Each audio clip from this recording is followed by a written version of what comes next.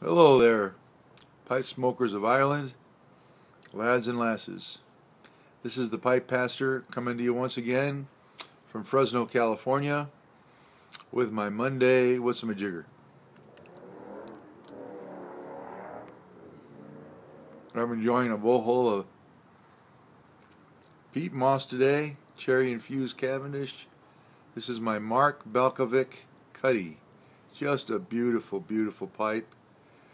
Kind of modeled after Tom Eltang, but I have a Tom Eltang. I didn't care for it for the price.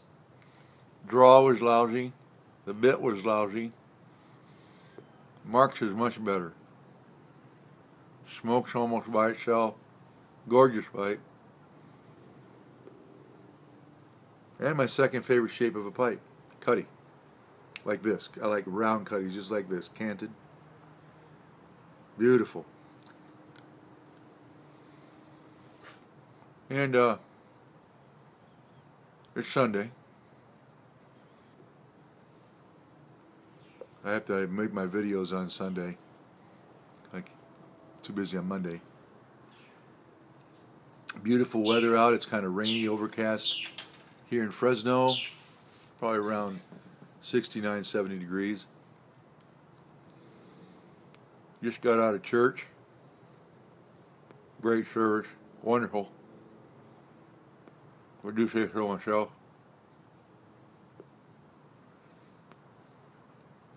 It's the first Sunday of Advent, and in our church it's always a big and holy season. And we enjoyed ourselves this morning. I hope you guys got a chance to go to a good church if you're Christians. If you're not a Christian, it still wouldn't hurt you to go to church if it's a good one. Just celebrated Thanksgiving last Thursday. We had over at Bold O'Donohue's, or Nick. Made a tape of it. Wasn't very good. It's on YouTube video. I think it's on Bold O'Donohue's site. But music in the background was a little loud, and then I think a third of the way into it, it wasn't synced up with the voice anymore. But we had fun doing it, and we got my son, Pastor Ben, on there, as well as Aaron Thompson.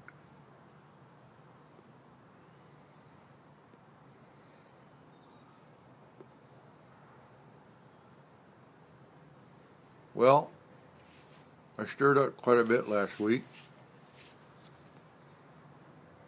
talking about masculinity and masculine morality, basically broaching the subject of the virtuous man, and the fact that we've had 60, 70 years of radical feminism that has basically cast a negative shadow on all things masculine. We talk a lot about misogyny, or the hatred or fear of women. Don't say much about misandry, which is the fear and hatred of men for being men or being masculine. But it's pervasive in our country. In fact, one writer said that it's as pervasive as the fluoride in our drinking water.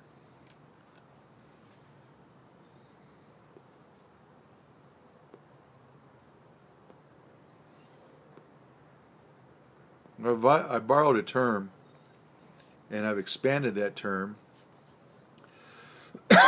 Excuse me. First coined by comedian George Carlin, and the term was pussification.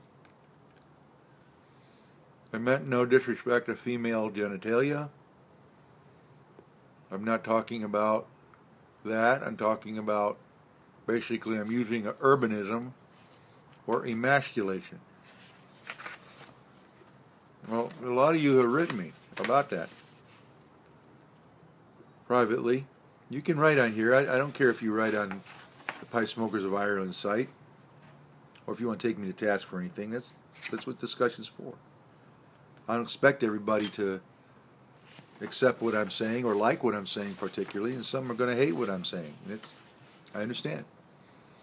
But I'm going to be 60 years old in a couple of weeks, and so I'm pretty entrenched in my own research and my own studies in this area for the last 15, 20 years. 15 years of having camps for men and boys.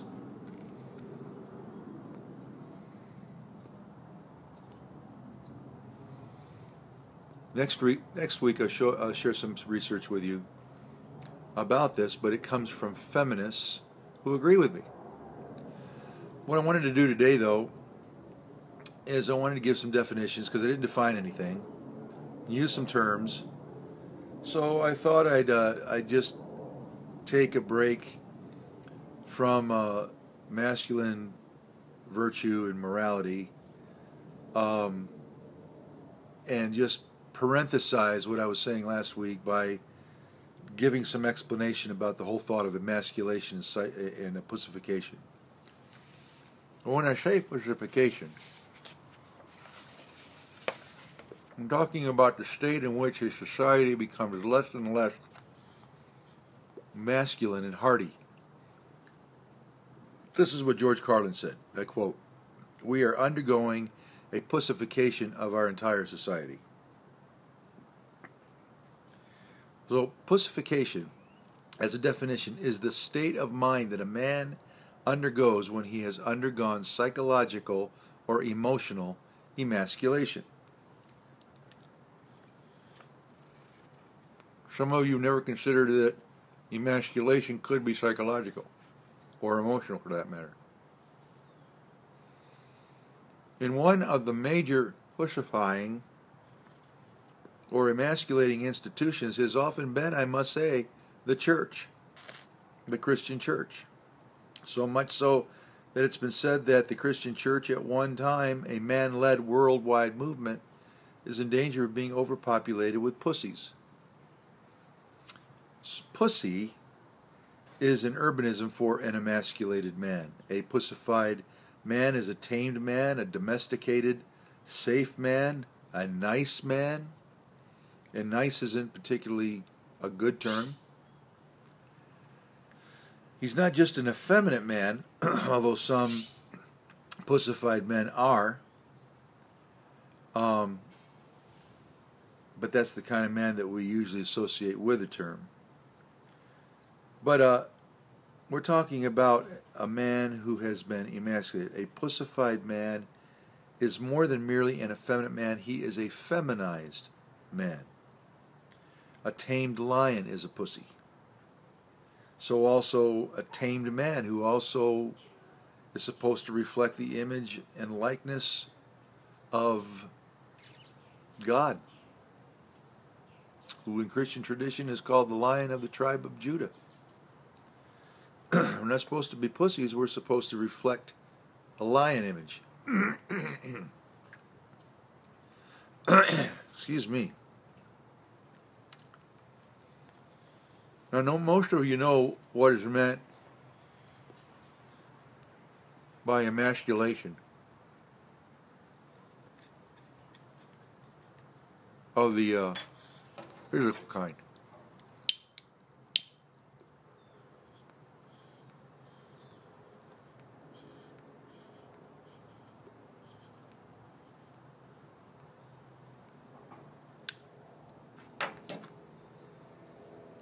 Sometimes called castration.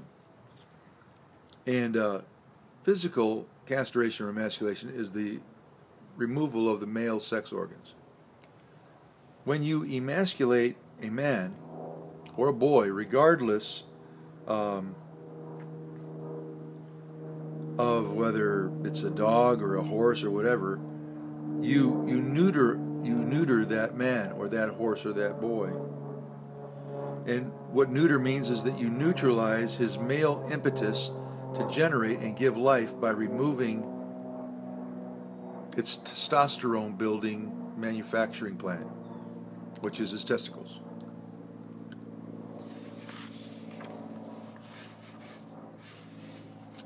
But sometimes as a term,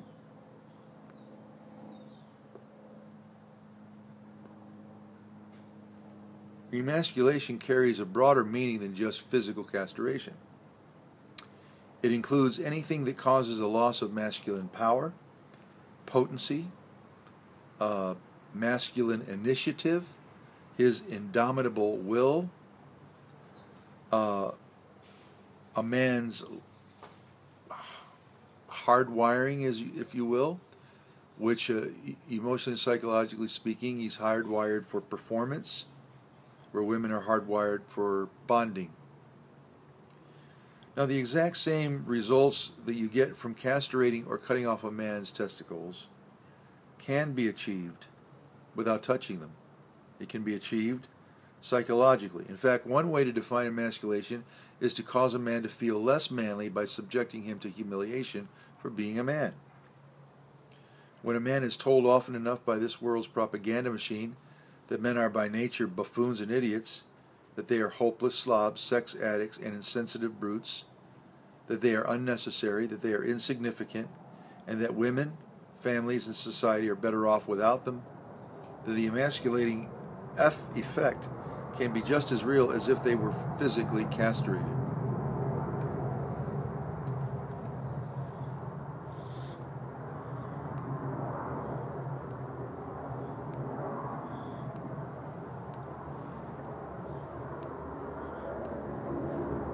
Sociologists would agree that both men and boys in our society have been successfully resocialized into essentially being eunuchs, successfully separated from their masculine core without making so much as a cut. Due to 60 years of radical feminist propaganda, misandry, the fear or the hatred of men for being men, has become a social pathology no longer constrained to the female population. Increasingly, men and boys are becoming first ashamed of and then haters of their own masculinity, their own manliness, their own maleness. Men and boys are made to feel a deep-seated shame about their gender.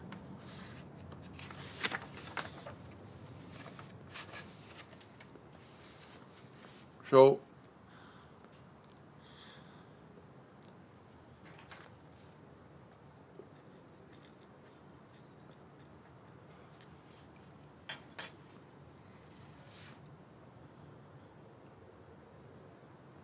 by extension, psychological emasculation also means to cause a man to feel less manly by subjecting him, whether he's a man or a boy, to continual, repetitive, multi-level shame for his gender, for being a man or being male, which causes a spirit of shame to form within and around him simply for being male.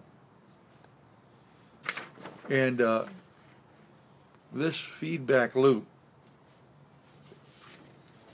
this repetitive inundation of misandrous propaganda, has proven over time to be effective in neutralizing a man's masculine impetus to initiate his manhood upon the world in which he lives by being a godly, compassionate, and courageous man.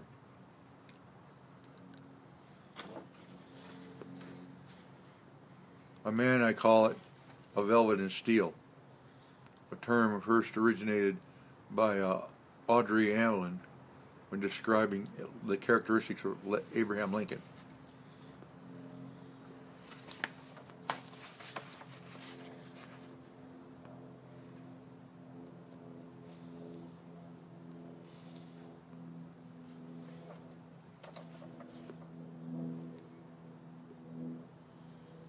Some of you might be surprised to know that Jesus Christ taught that a pussified or emasculated man is made so in one of three ways.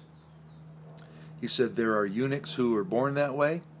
They may have low T or no testicles. And then there are eunuchs who have been made eunuchs by others. That is, they had their manhood cut or crushed by others.